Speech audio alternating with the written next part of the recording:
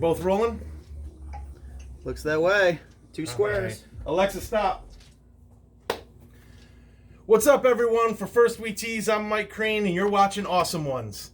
It's the show with awesome questions and more awesome wings. Today, I'm joined by Jason Caine, the multi-time winner of both the AFL and AFFL titles, the Love Pocket Smile, proud father, and most impressively of all, winner of the 2019 Mestival Wiffle Ball Jug at Booth Field at Caulfield Stadium. Jason, welcome to the show. It is to my great shame that I did not bring the jug. That is a lack of foresight. Although, I'm proud that one of the opponents that I vanquished twice in that illustrious tournament is here in the stands today watching this. Jason, how are you with hot food? Historically, I have been fantastic. Dare I say, the best at hot foods. That time has come and gone. All right, well, I'm going to ask you 10 questions as we work our way through these 10 wings with progressively hotter and hotter sauces on them. If you don't take time to give, at the end, if you make it through all 10, I'll give you time to make a trash-laden, Captain Don-esque, belligerent, babbling rant. Will most likely make no sense. So, I'm looking forward to it. This is a goal worth shooting for. I'm excited. Thank you for having me. Oh. So, our first wing is the original Frank's Red Hot. Here we go. The OG. Mm-hmm. Jason, you're a multi-sport athlete. Softball, kickball, bowling, golf, wiffle ball, just to name a few. What sport are you most looking forward to teaching your son? And are there some traits you hope he picks up from you versus those of the athlete we know your wife to be? Well, I would say that I would want my son to be a multifaceted athlete, one that needs to use his God-given physical skills along with his brains. So in that, I would say the sport that I'm most excited to teach him is Madden football on the PlayStation. I think that the mental dexterity it takes to read a little computer defense, along with standing while you're playing to intimidate your opponents, as his father did in so many illustrious games, will serve him well into his future career. Excellent. Yeah. Excellent. Well, so far so good? Yeah. I should eat faster. Feeling all right? Well, Yep. I'll try to talk while you eat so that we don't have too much dead air. So, our next sauce is Tapatio. One of your well-known talents is not only a video gamer, but you are an IT professional and technical advisor to many groups like the AFL. What would Jeff Van Gundy's Tom Coughlin quote about you at RIT be? Well, at the risk of making this a layup and the question too obvious, after solving a particularly tricky IT issue, I would imagine that Van Gundy would look at me and say, "That's the Jason Caine I know. He was a good IT person at the Rochester Institute of Technology, and he's a good IT person today."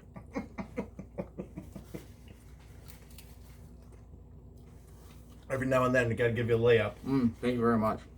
One of my proudest moments as both an RIT alum and Jeff Van Gundy, Nazareth alum. Excellent.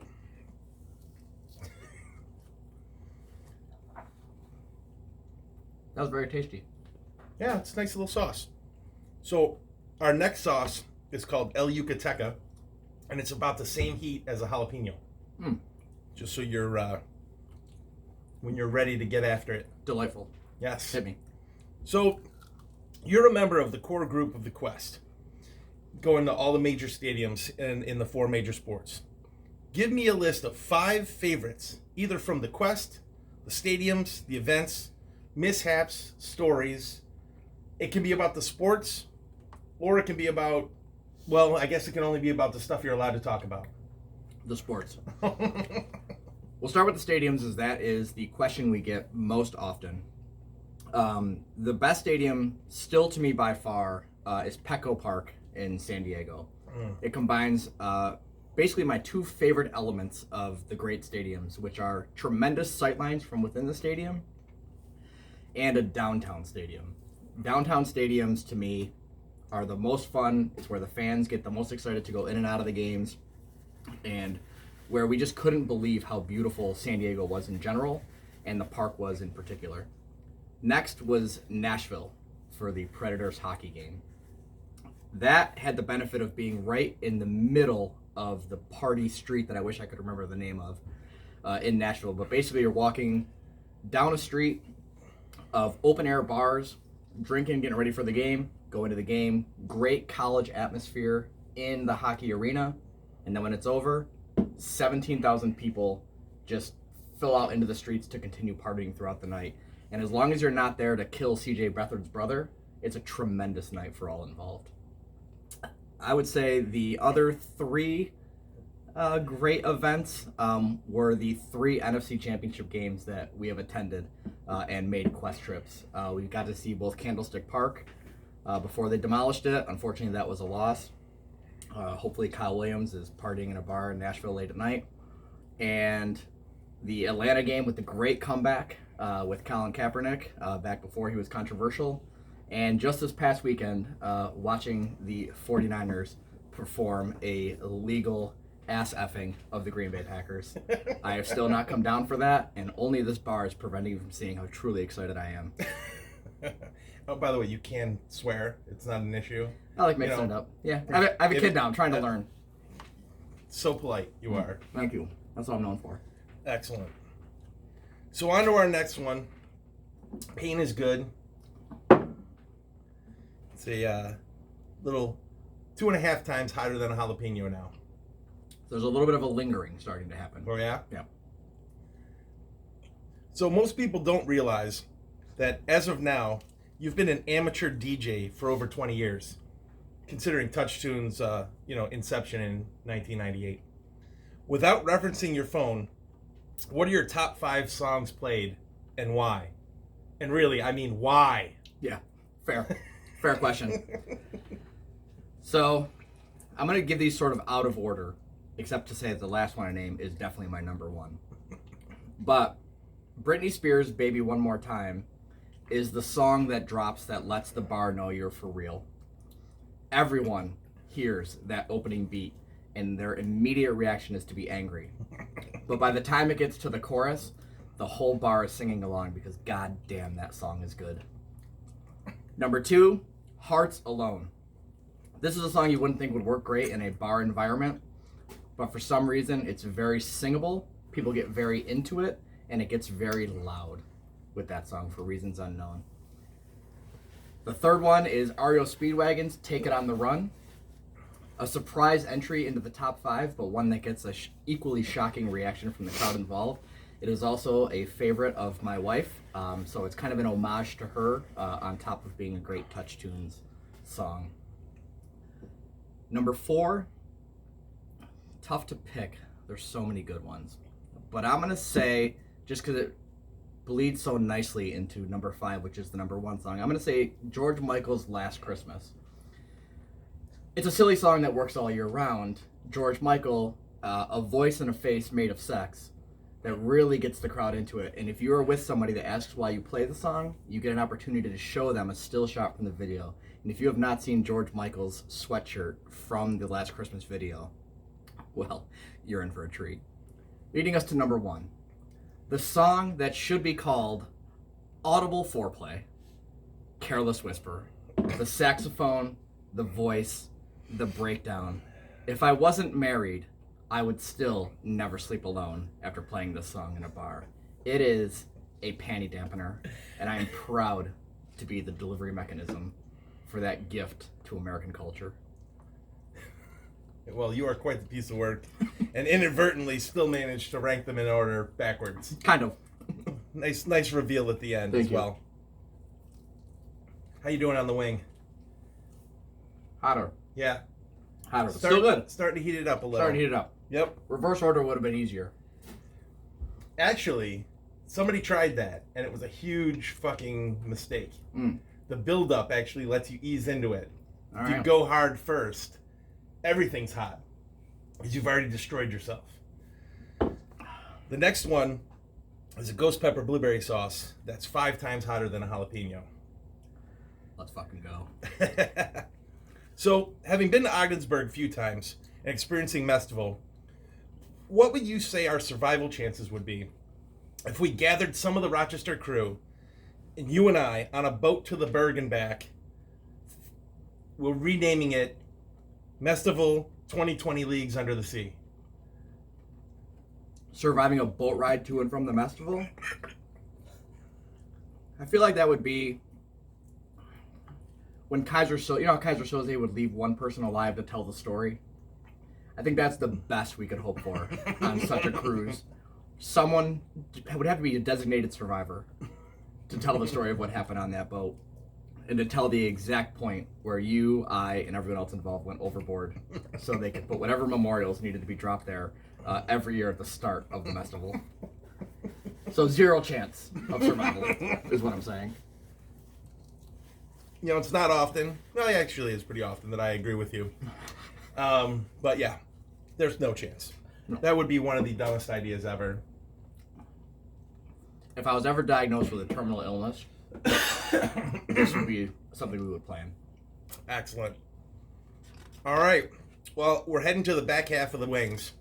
Our next sauce is a blood orange scorpion pepper sauce. Anytime you're thinking about small amounts of pain, you're thinking of scorpions. There you go. The knit hat's starting to become a problem. Getting a little sweaty under there? I think so. You once played in the Kickball League of Rochester. And one of the contributions you had to that league was rule number 1, just have fun. However, most of the people that play kickball nowadays don't realize that you were also the first person ever to dress up for a game in the Kickball League of Rochester. Do you have a favorite Halloween costume? And are you already preparing for Halloween 2020?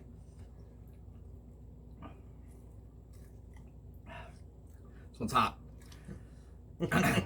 My favorite Halloween costume is not the best costume that I ever wore, but the one that I love for nostalgia's sake, which ties into the Kickball League, and that is simply the lime wedge. The lime wedge on the kickball field was glorious. And as a Halloween costume, seemingly stupid, really just works and gets people talking. It's also fun in pictures to pose like the advertisement for the lime wedge costume on websites. While I have not planned my Halloween costume for 2020, it has always been my dream to wear a costume that would make it difficult for me to get through doorways. I was never able to pull it off because the 2 costumes that I wanted to do were either Mr. Met, which turns out there's licensing issues for that, and I'm not creative enough to make a papier-mâché baseball head, or Dark Helmet from Spaceballs. I just want to barely get through doorways and sometimes hit my head and get stopped dead in my tracks. So we're going to plan a costume ahead of time, much like your brilliant Mr. McGiblet's costume. It would need to be done sometime in advance to make that happen. Well, I do have a connection in China if you do want to get a Mr. Met head made. We'll talk. Excellent. So, as we get to the next wing, we're really starting to get hot. It's pain 100%. And I think that's pretty much where we're headed at this point. One thing often done on this show is a deep dive into somebody's Instagram. Since you and I don't really use Instagram, I went back into your Facebook photos and dug out a few that I like, and wanted you to give us some talking points on some of these pictures when I let you look at them. You were genuinely a happy person, smiling all the time, but some of these I think might be the calm before the storm. So could you talk about this one? This was a tremendous day. This was going to a Bills-Chiefs game. My wife is a big fan of Alex Smith, who would not say no to him no matter the question. And I wore my Joe Montana Chiefs jersey. This started out as a very fun day. That quickly took a turn for the worse, as it turns out in the Bill Stadium, they don't stop selling beer at the end of the third quarter. They stop selling beer at the start of the third quarter. So while I was in line, I was next in line to get my beer. The women at the tap gave me one of the, "What would you like?" As I started to order, a voice came from behind me and said, "The third quarter has started, shut it down." So as me and my great friend Rico turned to go back to the stands, I said, "Damn it, we were that close and this asshole shuts the beer down." And then I started walking back to my seat, quickly getting thrown up against the wall by the man who had said that thing. And he told me I was under arrest for disorderly conduct. Turns out this asshole that I referenced was a police officer who had probably heard a lot of assholes say a lot of dumb shit in the 300 level of New Era Field. And he was not going to take my shit. Despite my protestations that I was both joking and not actually even angry at all, he kept radioing in, "I got one coming down, discon, discon." Now, I had said this so quietly that Rico didn't even hear me. So when he got back to the stands, he turned to my other great friend, Sam Weech, who has known me for, these many years, and said, "Jason got arrested." Sam immediately said, "What did he say?" Rico said he didn't say anything. Sam goes, "Oh, he said something," which was, I guess, technically true. As they brought me down to the holding cell in Rich Stadium, another police officer came over to me and said, "What did this guy do?" And the guy with the delightful porn stash said, "He was upset that I shut the beer down and he let me know about it. So I let him know." This cop, who's probably dealt with this guy for a long time, rolled his eyes and then said, "Did he fight you in any way?" "No, he did not." "Did he argue?" "No, he did not." "So what do you want me to do with him?" "I don't know, but he's gone." There are other photos of me in handcuffs being led out of the stadium, and I watched the rest of the game from a local bar. I am technically banned from any further games at Rich Stadium, that I still have the letter until I take the fan code of conduct. That might actually be a good thing. It might be a blessing in disguise. It might be. There's a couple other ones I wanted to hit you up with here. This is a picture of us in Hawaii. That is the last photo taken of me in those sunglasses. As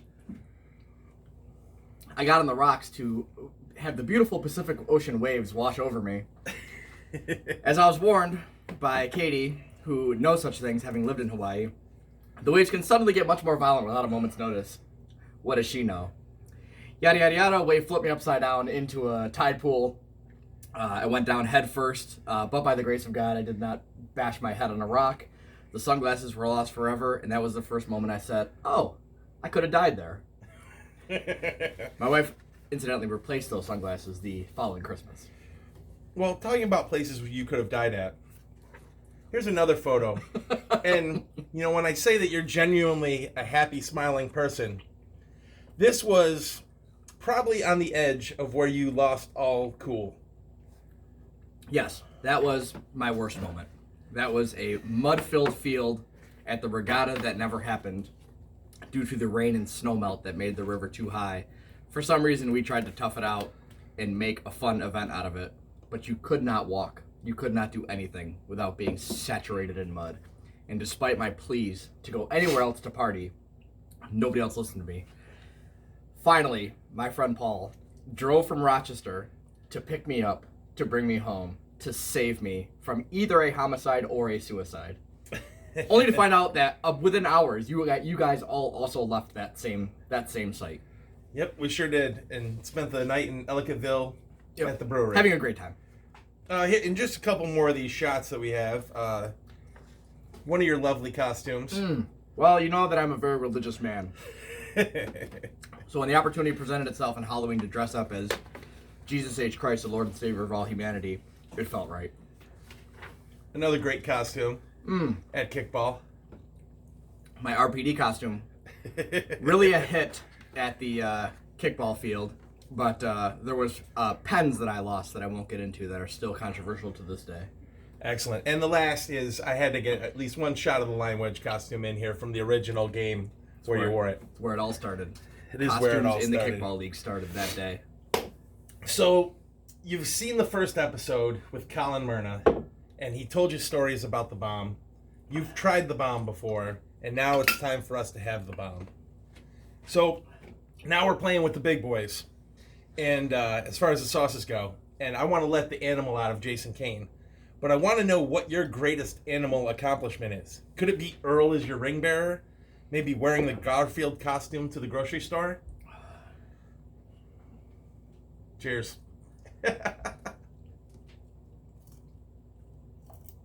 It's Earl. It's always Earl. The answer is always Earl.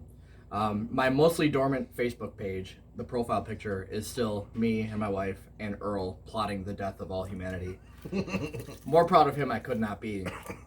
despite his desire to turn our photographer into a Siegfried and Roy reenactment.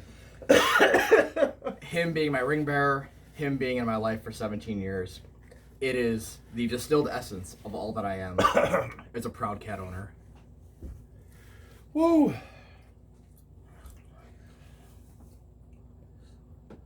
Yeah, I usually don't go for the milk, but I'm gonna try chocolate milk today to see how it goes. Okay. That is, yeah, there you go. That's the bomb for you. I can always. Bomb's hot. It's not so much the heat as it's the metal taste, I think, that is most disturbing. It really reacts violently with the previous wings. I think that's the core of it. You can get about 3.5 seconds of reprieve with the chocolate milk, and then it comes right back at you. No. It is not wonderful. Power through. Do what you got to do. There's no shame in not cleaning that bone either. No.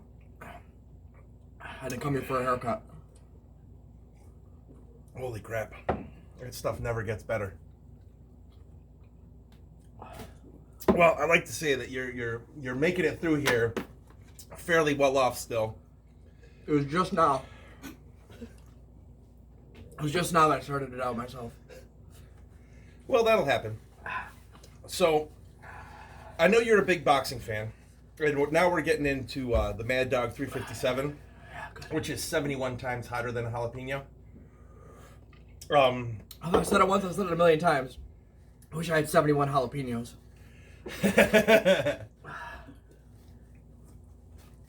Well, as we hit this lovely wing, you need anything? You good? Just gonna see if this does anything. You need to take a lap?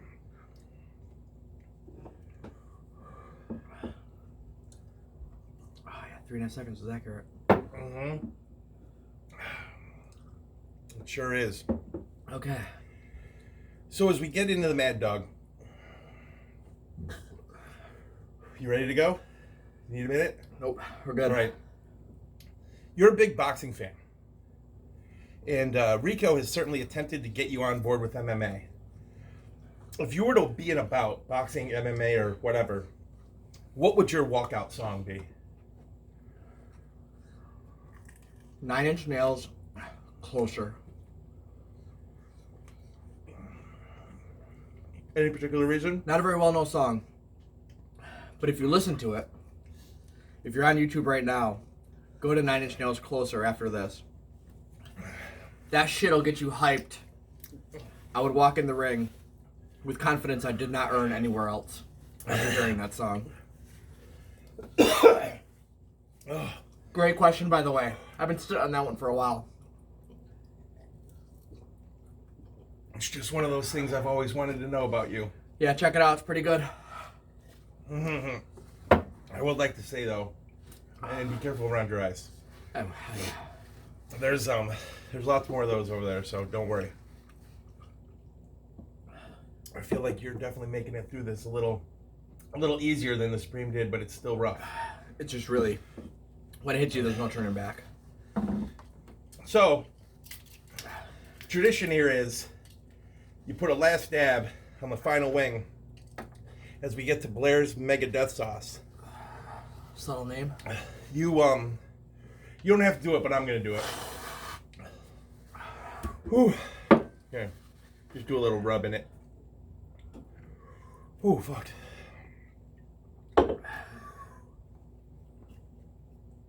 Oh, I'm sorry. It's Blair's Mega Death Sauce with Liquid Rage. Because, you know, that's important. So, give it a little smear. I went right on the meaty part. Yeah, there you go. Cheers to Blair. Fuck Blair.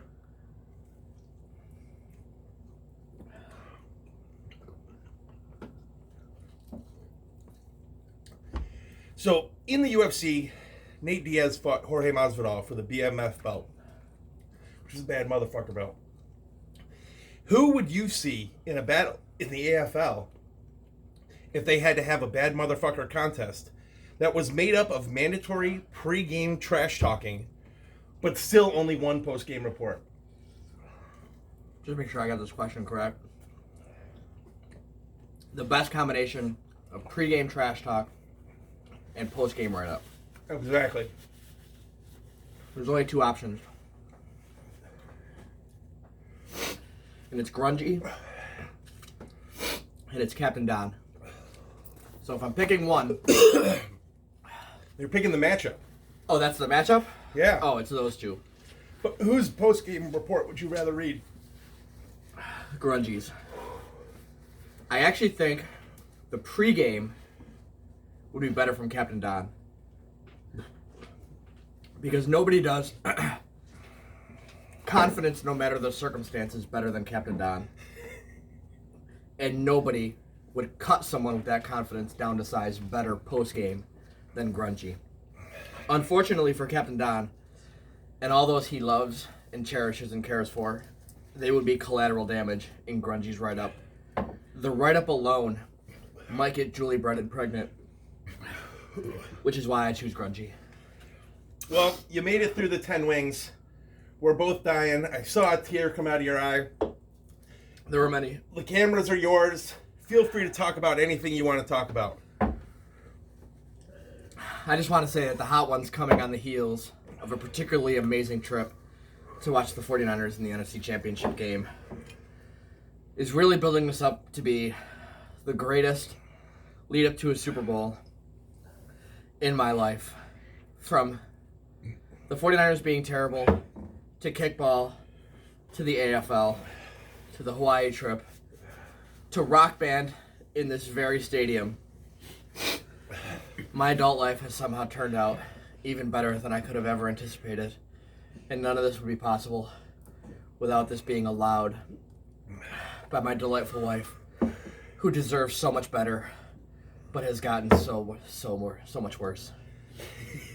So thank you to everyone. Go Niners. Fuck the Chiefs. To the next ridiculous adventure. Turn off those goddamn cameras. Thanks, Rico. Thanks, Jay. Nice work.